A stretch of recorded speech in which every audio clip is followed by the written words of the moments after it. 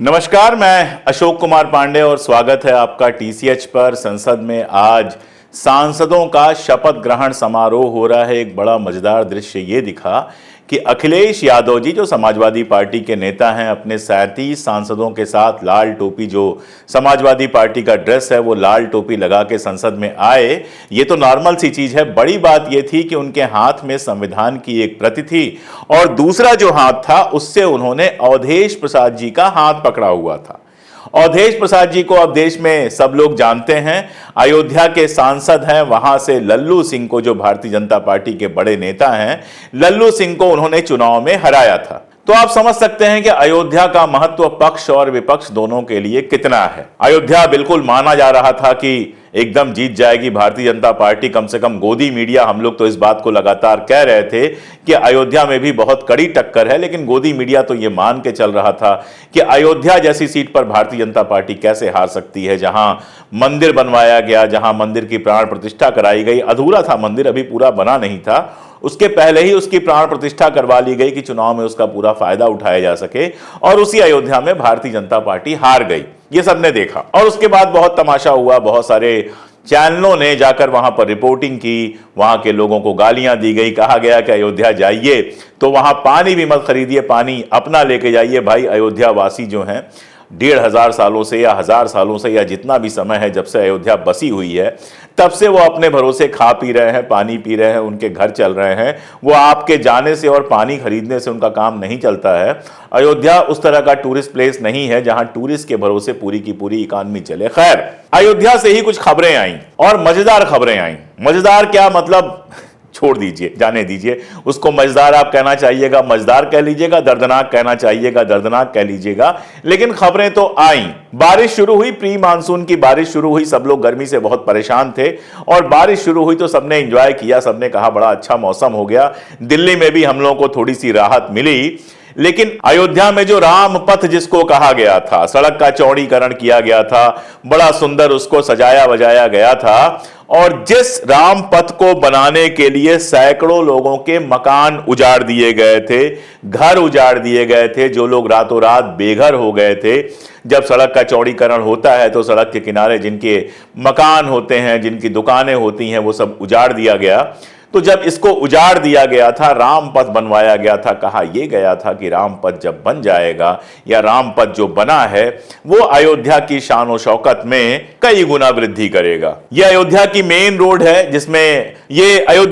Road है, जिसको राम पथ कहा गया। तकरीबन 13 किलोमीटर लंबी है और इसको बनाने के लिए कहा जा रहा है कि 4 से 4,500 हजार लोगों के घर उजाड़े गए। उसमें दलित भी हैं, पिछड़े भी हैं, ब्राह्मण भी हैं, ठाकुर भी हैं, मुसलमान भी हैं, हर तरह के लोग हैं। अयोध्या शहर बड़ा प्यारा सा, बड़ा छोटा सा शहर है। अगर आप जाएंगे, मंदिर के अलावा शहर को घूमेंगे तो आपको बहुत सारी चीजें वहां पे मिलेंगी। मैं बार बार बताता रहता हूं कि अशफाक उल्लाह खान जो हैं वो भी वहीं पर शहीद हुए थे, उनको फांसी दी गई थी जेल में। उनका एक बड़ा सुंदर सा उनका एक मेमोरियल बना हुआ है जहां फांसी के दिन कार्यक्रम होता है। इस बार संयोग से मैं वहां था तो उस कार्यक्रम में भी मैं शामिल हुआ था। खैर, तो 13 किलोमीटर की यह सड़क बनाने के लिए 4,500 के आसपास घरों को उजाड़ दिया गया था। और घरों को जो उजाड़ा गया था उसमें से बहुत सारे चैनलों ने बात की। एक खबर बस मैं आपसे शेयर कर रहा हूं। वहां एक राकेश कुमार गुप्ता नाम के व्यक्ति हैं जिन्होंने 1998 में 1998 में अपना 3 मंजिला घर बनाया था, जिसकी कीमत बाजार के हिसाब से इस समय 80 लाख के आसपास है, 80 लाख। और उनका कहना है कि मुआवजा सिर्फ 8 लाख मिला। आप भी जानते हैं कि 8 लाख रुपए में घर बनवा पाना, जमीन खरीद पाना, घर बनवा पाना, और 3 मंजिला तो भूल जाइए, 1 कमरे का घर बनवा पाना भी अयोध्या जैसी जगह पे आसान नहीं है, संभव नहीं है। तो इतना सारा कुछ करके जो सड़क बनी थी, खबर यह है कि पहली ही बारिश में उस सड़क में गड्ढे हो गए। और सिर्फ उस सड़क में गड्ढे नहीं हुए, कहा यही गया था कि अयोध्या में राम मंदिर जो बना है उसके बाद अयोध्या का चौतरफा विकास होगा, अयोध्या में नए नए उद्योग आएंगे, अयोध्या जो है टूरिस्ट प्लेस एक बन जाएगा, धार्मिक नगरी तो वो बन ही गया है, तो वगैरह वगैरह ये सारी बातें की गई। पहली बारिश के बाद अयोध्या के कोने कोने से तस्वीरें आई। कहीं पानी लग गया है, जाम लग गया है, कहीं नाली चौक हो गई है, कहीं सड़क टूट गई है। मतलब यह है कि यह सारा जो विकास का नाटक, अब मैं कहूंगा नाटक किया गया था, और उसके पहले जो जमीनों का खेल हुआ था वो आप जानते हैं। कैसे जमीनें खरीदी गई, बेची गई, ये हुआ वो हुआ, और भारतीय जनता पार्टी से जुड़े हुए लोगों ने करोड़ों करोड़ कमा लिए सिर्फ जमीनों के धंधे से, मंदिर बनते बनते। वो तो छोड़ दीजिए, उसके बाद इन सड़कों का ठेका कैसे लोगों को दिया गया होगा, इन सड़कों के बनने में भ्रष्टाचार कितना किया गया होगा, वो स्क्रीन पर इस गड्ढे को देखते हुए आप बड़े आराम से अंदाज लगा सकते हैं। क्योंकि मैं उसी इलाके में पैदा हुआ, पूर्वी उत्तर प्रदेश में ही पैदा हुआ, तो पूर्वी उत्तर प्रदेश में बारिश का आना, जबरदस्त बारिश का आना कोई बड़ी बात नहीं है। वहां पे कोई बिल्डिंग बनवाता है तो भी इसी हिसाब से बनवाता है कि बारिश का उस पर कोई असर ना हो। नींव बनती है, पुराने तरीके से नींव बनती थी, उसको 1 साल छोड़ दिया जाता था कि मौसम की पूरी बारिश, पूरी धूप, सारा कुछ वो झेल ले, मजबूत हो जाए। उसके बाद दीवार बनती थी, दीवार पे छत बनती थी। छत अक्सर बरसात के पहले बनवाई जाती थी ताकि बरसात में पूरी तरी हो जाए, अच्छे से बारिश से वो मजबूत हो जाए। जो वहां के लोग हैं या जो पुराने लोग हैं, घर जिन्होंने बनवाया होगा या बनते हुए देखा होगा, वो ये सब जानते हैं। यहां तो सड़क बन रही थी और वो सड़क आपने भगवान श्री राम से जोड़ दी। हिंदुओं का जिनमें आस्था है, और हिंदुओं क्या, पूरे देश की जिसमें आस्था है, उन भगवान राम से आपने उस सड़क का नाम जोड़ दिया, राम पथ कहा उसको। और उस राम पथ को आपने ऐसा बनाया, उस राम पथ में भी भ्रष्टाचार ऐसा हुआ कि पहली ही बारिश में उसमें गड्ढा हो गया। वैसे आपको याद होगा बंबई में भी एक अटल सेतु बना था जिसको लेकर बहुत शोर हुआ था, हीरो हीरोइन सबने। उसकी भी कंडीशन ये हो गई कि बारिश हुई और उसके अप्रोच रोड में हमने देखा कि बड़ी बड़ी दरारें पड़ गईं। एक बारिश में बिहार में आप जानते हैं एक के बाद एक 4 पुल ढह गए, बनते हुए पुल ढह गए। लेकिन चलो वो सब तो था, वो सब तो होता रहता है इस देश में। ये तो आपने भगवान राम के नाम पे किया था। और यही नहीं हुआ, अयोध्या का जो स्टेशन बना है, यह बताया गया कि उसकी चहारदीवारी भी गिर गई। कल शहजाद पूनावाला और बाकी सारे लोग पुलिस की धमकी दे रहे थे कि नए स्टेशन की चहारदीवारी नहीं गिरी है, पुराने स्टेशन की चहारदीवारी गिरी है। भाई बारिश से अगर कोई भी चहारदीवारी गिरती है तो सवाल तो उठेगा। अगर एक बारिश से कोई चहारदीवारी गिर जाती है तो इसका मतलब है कि कोई उसको तोड़ना चाहे तो ज्यादा मेहनत करने की जरूरत नहीं पड़ेगी। स्टेशन नया हो पुराना हो, चहारदीवारी जो है वो बनवाई तो आपने ही थी। तो पहली बारिश में अगर गिर गई तो जिम्मेदारी कौन लेगा? जिस अयोध्या में करोड़ों रुपए इधर से उधर हो गए जमीन घोटाले में, जमीनों के इतने सारे घोटाले हुए, किसी की जांच नहीं हुई, उस अयोध्या में मंदिर बना, बड़ी खूबसूरत बात है, मंदिर बना है, लोग आएंगे जाएंगे, लोग आ रहे हैं जा रहे हैं, लेकिन वहां सड़क बनती है और सड़क गड्ढा हो जाती है। गुजरात में पुल बनता है, लोग उसको देखने जाते हैं, पहले ही दिन ढह जाता है। बिहार में पुल बनते हैं, बनते बनते ढह जाते हैं। नीट की परीक्षा होती है, पेपर लीक का आरोप लग जाता है, बाकी परीक्षाएं रोक दी जाती हैं। आखिर कोई तो वजह होगी कि हमारे जो डोभाल साहब हैं, जिनके ऊपर इस देश की सुरक्षा का जिम्मा है, उनके 2 बेटों में से एक बेटा इंग्लैंड का नागरिक है, एक बेटा अमेरिका का नागरिक है। आखिर कोई तो वजह होगी कि जो हमारे विदेश मंत्री हैं, जो घूम घूम के कहते हैं कि विदेश में हमारा डंका बज रहा है, जयशंकर साहब, उनका बेटा भी अमेरिका की नागरिकता के लिए आवेदन कर रहा है, अमेरिका का नागरिक हो जाएगा, हिंदुस्तान का नागरिक नहीं होगा। आप उठा के देख लीजिए, जितने नेता हैं बड़े खूबसूरती से फोटो लगाते हैं, हमारा बेटा विदेश में रह रहा है, विदेश में पढ़ रहा है, वगैरह वगैरह। और इस देश में देखिए अब नेताओं तक ही बात नहीं रह गई है। अब तो कंडीशन ये है कि जिसके पास भी थोड़ा बहुत पैसा है वो चाहता है बेटे विदेश में रहें, क्योंकि इस देश में तो ना परीक्षा समय से हो रही है, ना नौकरियां मिल रही हैं, ना जीवन की गारंटी है। और जो विकास हो रहा है वो विकास आप देख रहे हैं कि जिस सड़क को लेकर इतना हल्ला मचाया गया, वो सड़क पहले बारिश में डूब जा रही है। अब अगर सैकड़ों हजारों करोड़पति जो हैं वो देश छोड़कर बाहर बस रहे हैं तो किससे शिकायत कीजिएगा, क्या कहिएगा? सब जानते हैं कि करप्शन का क्या लेवल है। दिल्ली देश की राजधानी है, पानी के लिए त्राही त्राही मची हुई है। और खेल देखिए, भारतीय जनता पार्टी जिसका शासन केंद्र में है वो प्रदर्शन कर रही है, धरना कर रही है, और आम आदमी पार्टी जिसका शासन दिल्ली में है वो भी धरने पे बैठी हुई है। यानी जिनको पानी की समस्या हल करनी है वो धरने पे बैठे हुए हैं। सवाल यही पूछने का मन करता है कि भैया भारतीय जनता पार्टी वालों, तुम्हारी तो केंद्र में सरकार है, क्यों नहीं दिल्ली के लिए पानी का इंतजाम करते हो? और भैया आम आदमी पार्टी वालों, तुम्हारी राज्य में सरकार है, पानी का इंतजाम करो, यह सत्याग्रह का क्या मतलब है? लेकिन खेल चल रहा है, तमाशा चल रहा है। बंबई की हालत आप देख लीजिए।